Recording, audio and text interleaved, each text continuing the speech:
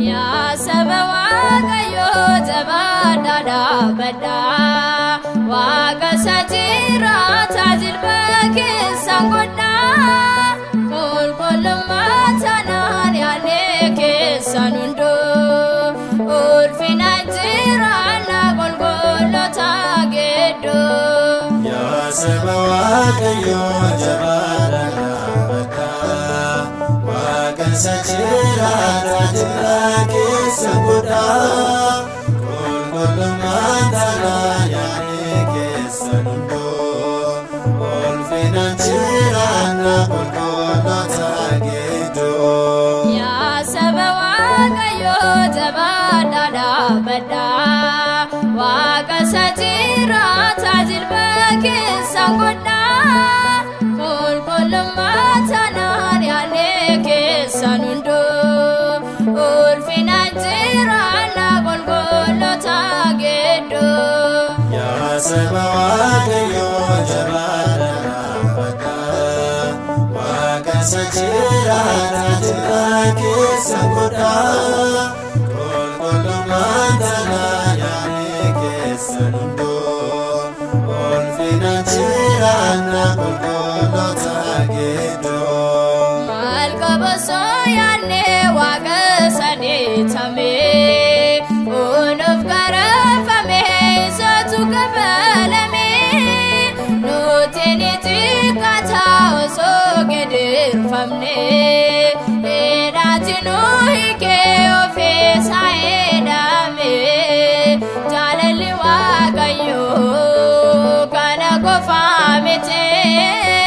funi fidi gasa kutangala tote jalali wagayo kana kofamete funi fidi gasa kutangala tote Ya sabawa kayo jabada bada waga sajira tajil bagi sanggoda kul matanan yane kesanundo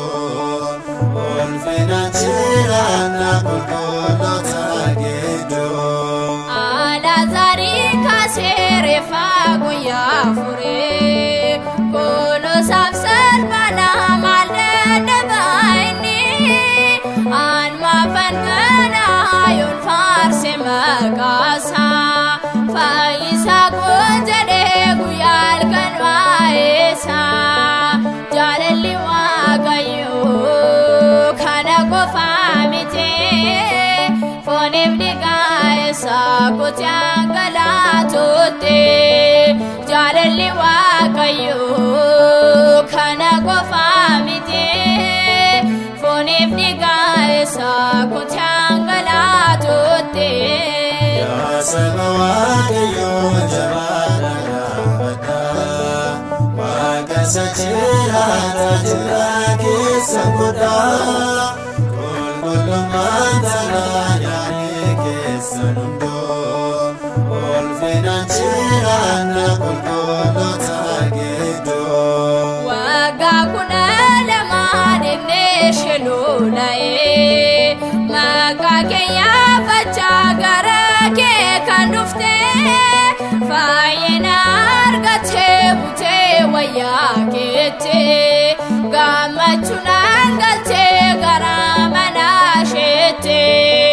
jalali wagayo kana ko famite fonif digaisa kutangala tote jalali wagayo kana ko famite fonif digaisa kutangala tote Ya sabawa kayo jabada bada waga sajira tajil bagi sanggoda kul matanan yane kesanundo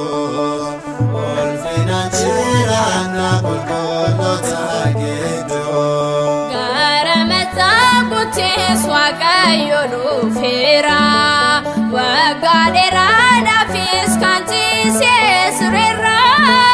Siree ishee sifattee baadhadhuutti jedhee, sagalee isaa qofaan ka'ee deemii jedhee. Jaalalli Waaqayyoo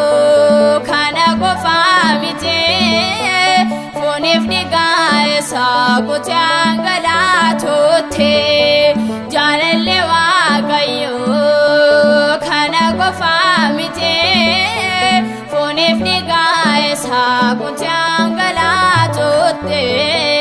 Yaa saba Waaqayyoo jabaadhaa gaafadhaa, Waaqa isa jiraata jira keessa godhaa. Qulqullummaan taanaa yaa'ee keessa hunduu,